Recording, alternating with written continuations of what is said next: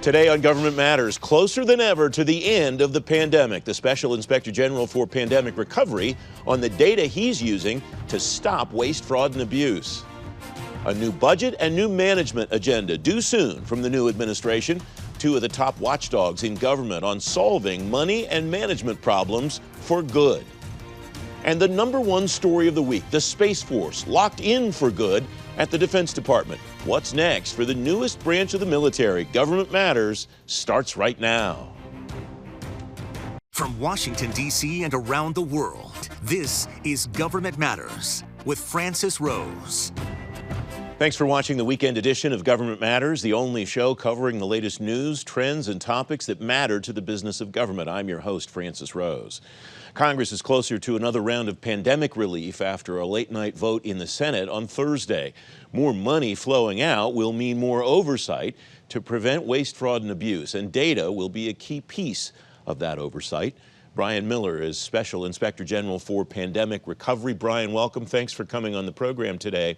How is your office using data for its work? Francis, first of all, it's very nice to be on the program. Thank you for inviting me. Good to talk with you once again.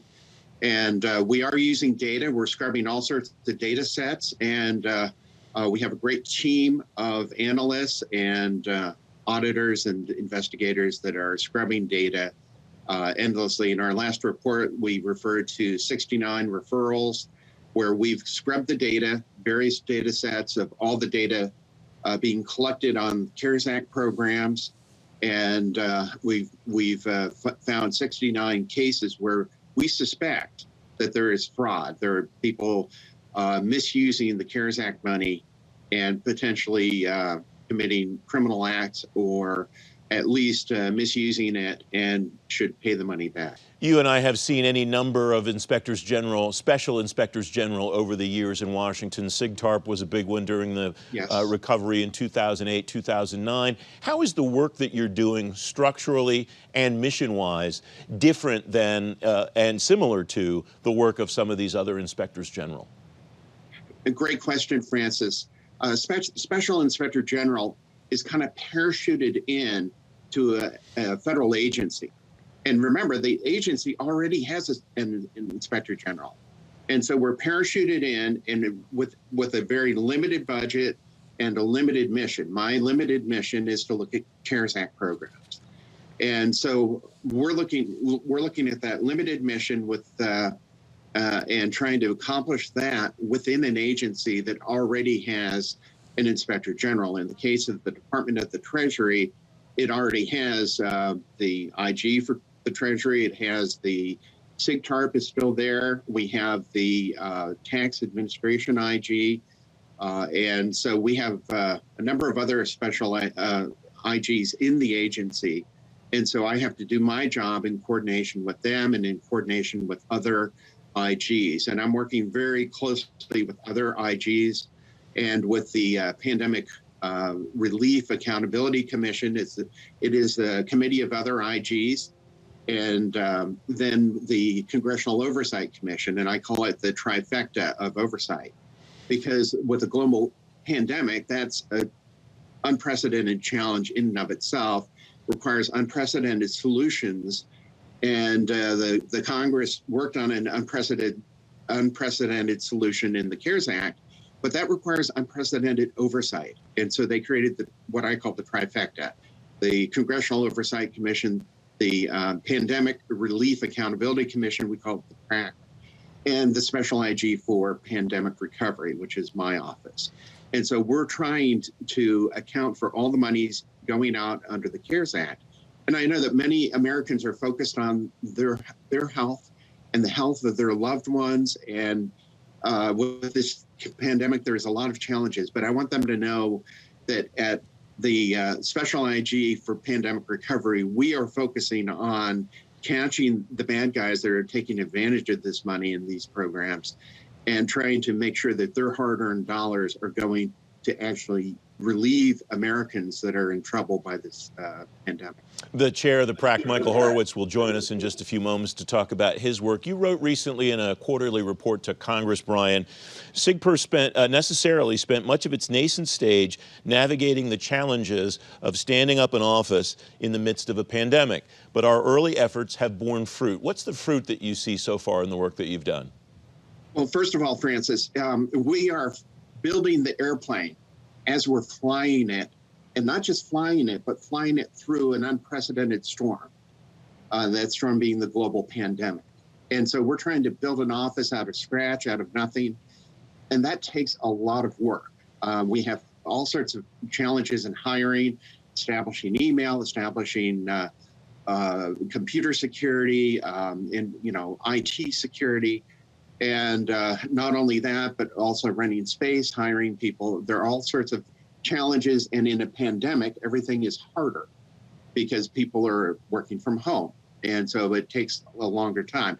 Nevertheless, we are seeing results. We are combing through, as I mentioned before, data sets, databases. We are developing leads. We are working with U.S. attorneys. I have memoranda of understanding with over 10 U.S. attorneys. We have assistant U.S. attorneys assigned to our cases, and we're working in conjunction. We're working with the assistant U.S. attorneys to develop potential criminal cases. And so all that takes a lot of time, but we are seeing results. We are getting our cases accepted in the U.S. Attorney's Office, accepted for prosecution, and developing all these leads, which we give to our partners, our other IGs and other law enforcement partners. So as I mentioned in the report, we have 69 referrals, and so we are actually producing a lot of good results for the short amount of time that we've been in existence, especially when you take into account how long it takes to get up and running. And I could regale you with stories about all the difficulties, but I know we're short on time, and I did talk about some of them in our quarterly reports, especially about the length of time just to hire a retired senior executive into the government, which should have taken a week, ended up taking a month, and difficulties in hiring law enforcement agents and that sort of thing. But they're all documented in our quarterly reports on SIGPR.gov. Brian, I look forward to having you come back and talk about some of those challenges and how you're dealing with them. Brian Miller, thanks very much for your time today. Thank you, Francis. Good to be with you. You can find a link to that quarterly report at govmatters.tv/resources. Up next, a new budget and a new management agenda for the new administration. Straight ahead on Government Matters, a new push to make management problems disappear. You're watching ABC 7.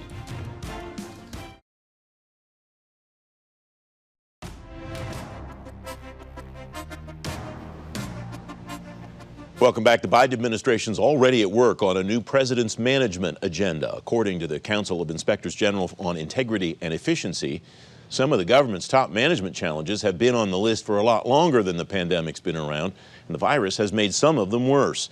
Allison Lerner is chair of SIGI, Inspector General at the National Science Foundation. Michael Horowitz is chair of the Pandemic Response Accountability Committee and Inspector General at the Justice Department. Folks, welcome. Thanks very much for joining me today. Allison, I start with you. How are some of the top management challenges across government either getting worse or staying the same because of the pandemic? Certainly, we've seen some of these challenges, which are not new, being affected by the impact of all of the money that has been pushed out to respond to the pandemic challenges. One of the examples that we have at the Department of Transportation, the agency there had just gotten to the point where their improper payment rate was below 1%, which is outstanding.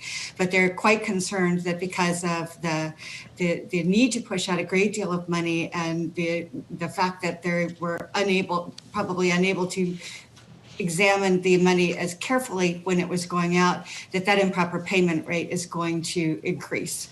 And that's just one example of the impact of the attempt to respond to the pandemic on pre-existing challenges. Michael, how is all of this affecting the individual offices of inspectors general across government, where these agencies have to push through these vast amounts of money in short periods of time and may or may not have the infrastructures necessary to be able to keep tabs on where the money's going the way they need to?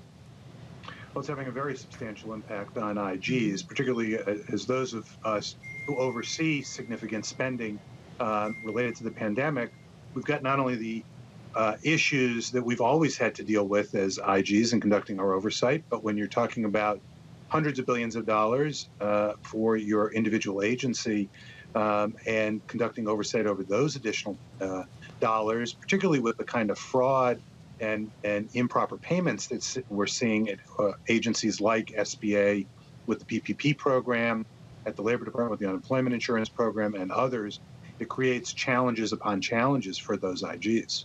What does the landscape of oversight look like, Michael? I mentioned as you came on the program that you're leading the PRAC. Brian Miller from the Special Inspector General of Pandemic Recovery was on the program a moment ago. What does this look like overall, and where do your colleagues on SIGI fit into that landscape, Michael?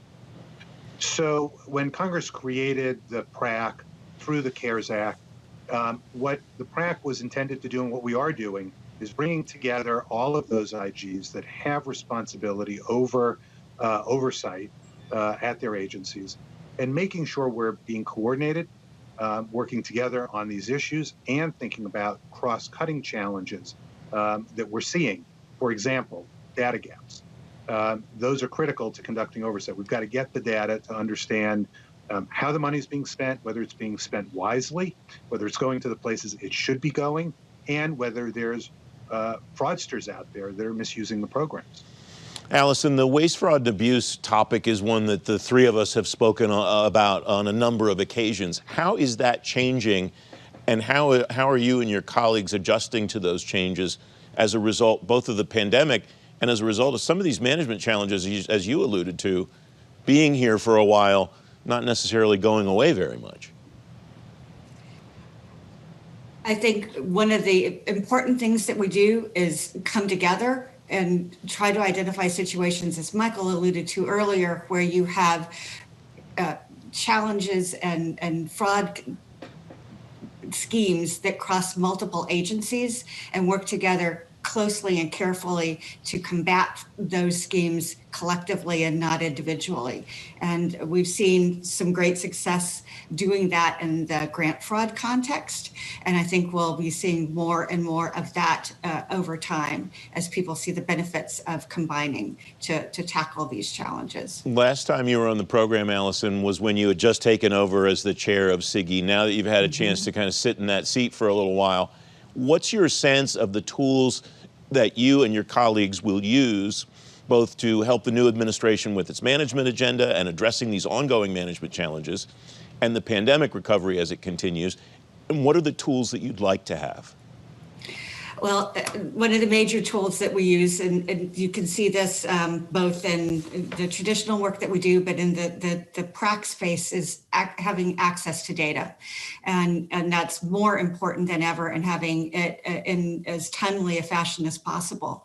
Another challenge that we have is just the need to ramp up and ensure that we have sufficient people in situations where, like at the Small Business Administration or at the Department of Labor, massive amounts of money and significant degrees of risk are facing an agency, and an OIG needs the community to come together and to provide additional support to them so that they can respond to that challenge. And we've seen great things happening from the community coming together to help the SBA IG confront the massively increasing number of investigations that it has.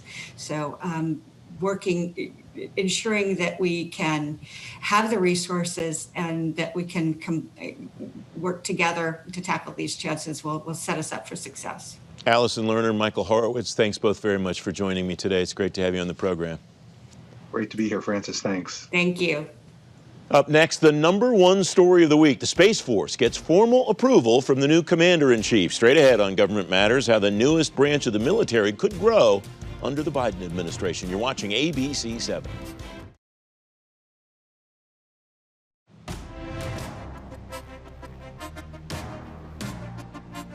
Welcome back. Now, the #1 story of the week. White House Press Secretary Jen Psaki says the Space Force has the, quote, full support of the Biden administration. Defense News reports General Jay Raymond, the chief of space operations, says he welcomes the opportunity to talk to the Biden administration about the 6th branch of the military and its accomplishments so far. Caitlin Johnson's deputy director of the Aerospace Security Project, Center for Strategic and International Studies. Eric Gomez is director of Defense Policy Studies at the Cato Institute. Welcome to both of you. Thanks for coming on. Caitlin, do you think this announcement this week, this chain of events, was a big deal, or was this kind of what people expected in the military community, the national defense community, regarding the future of the Space Force? Sure. Thanks, Francis, for having me. It's nice to be on with you and Eric. This was not surprising from the space policy community. You can see online, and many scholars have said that it's kind of inevitable that the Biden administration would support the Space Force. However, I think the chain of events in which the announcement was made was a little surprising and kind of amusing to some of us following these issues. Eric, your view on this, was it just that the rollout was, the kind of the response, the reaction was a little clunky, or was there something else more to this, do you think? I don't necessarily think there was something too much more here. And I wasn't surprised really that the administration came out with some support. I know that Space Force being such an important initiative of Donald Trump and that administration, some people worried that that might create too much of a linkage between Trump and the service. But support on the Hill is really strong. And even if Biden isn't a fan of the Space Force, and even if his administration reflects that in some of their budget, it's going to have to get through the Congress. And that's where I think we're going to see a lot of support for keeping the service around and helping it grow. So that's where I wanted to go next, Eric. Where do you think we should look for markers in the budgets that are coming out from the White House and the way Congress starts to mark up both in appropriations and authorizations in 2021? Well, I think one of the first things that Space Force is going to have to do is establish a sense of identity for itself as a service. I was very skeptical of creating a new service, just to put it out there. I didn't think that this was the right way to go for enhancing U.S. interest in space, but we did it, and now we're here with it. And I think that's going to manifest itself in some interesting ways in the budget cycle in terms of battles over resources, what sorts of activities the military does in space get put on the Space Force and how soon. So that's one thing I would look for in the budget cycle, is seeing how much of a budget increase does the Space Force get from its first year to its second, and what kind of things is it being asked to do or being expected to do by the Congress. Caitlin, you've spoken on this program before about what the Space Force has accomplished in its first year and a kind of a preview to the second year. What building blocks do you see the force laying in the next year to get us to where we should be thinking about the Space Force 5 years from now, or 10 years from now, or 25 years from now? Sure, Francis. I think you hit on a really critical point. And in my perspective, the U.S. military has had a issue recently, or in the past 2 decades, of focusing on the fight of today, the fight of tomorrow, and largely ignoring the fight of 20, 30 years from now. And so I think the Space Force has a great opportunity to refocus itself, to remodel what it has been doing when the same kind of organizations were under the Air Force, to think about what their mission is and what this kind of infinite mindset of what is the force of the future and how can they play that role. And so I'd look to see them establishing different methods to getting there. I think looking at what they're investing in, what their research and acquisition dollars are going towards, as well as who is they're investing in. Right now they're pulling in people from the Air Force, and they're starting to pull in people from the Navy and Marines as well, and Army. And so looking at the cadre that is incoming, I think will be a good determination of this as well. Eric, I want to go back to your comment a moment ago about not being in favor of the establishment of the Space Force. Now that we have it, what is the most important thing that you think the Space Force should do, or that the DoD should do in general, to ensure the success of the Space Force, despite the reasons, whatever they were, that you weren't in favor of it in the first place? How to overcome the objections that you had? Well, so Dr. Robert Farley of the University of Kentucky wrote a policy analysis for the Cato Institute about Space Force recently, and I think in that piece he lays out some of the bureaucratic and organizational challenges of having a new service. And I think if the Space Force wants to succeed, then addressing some of those concerns is going to be important. And some of that will just come with time, but it needs to have things of like, how do we measure the success of the Space Force? What kind of metrics do we use to tell if it's doing a good job or not? I don't think that's really decided yet.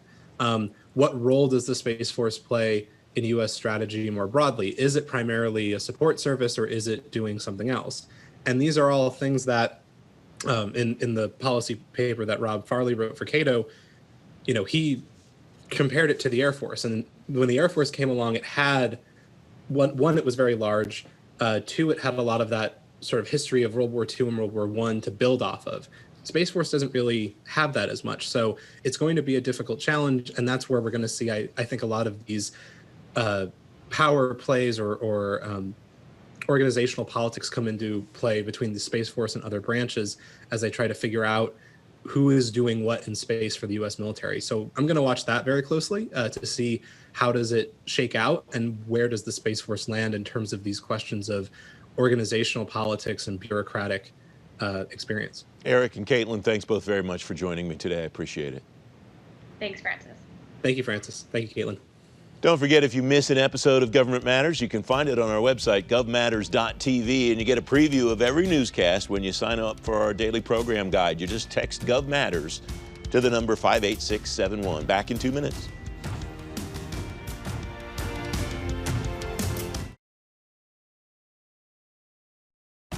That's the latest from Washington. Join me weeknights at 8 and 11 on WJLA 24/7 News, and next Sunday morning at 10:30 on ABC 7 to stay plugged in on issues that matter to the business of government.